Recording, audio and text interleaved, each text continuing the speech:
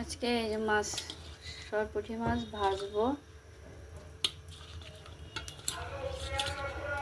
এই গাইস, আজকে সরপুঁটি মাছ ভাজতেছি, তার সাথে পটল ভাজবো, ঝাল পেঁয়াজ আজকে রান্না করবো না, ভেজে নিব।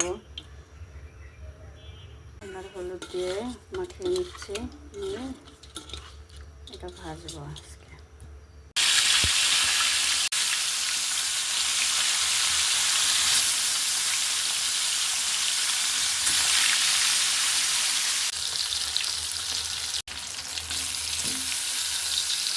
এইদিকে মাছ ভাজা হয়ে গেছে, পটলটাও প্রায় প্রায় হয়ে আসছে, আর একটু হবে।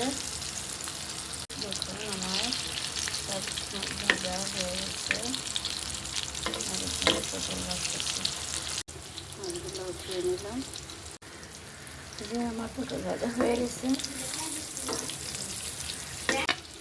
পটলগুলো উঠিয়ে ফেলতেছি,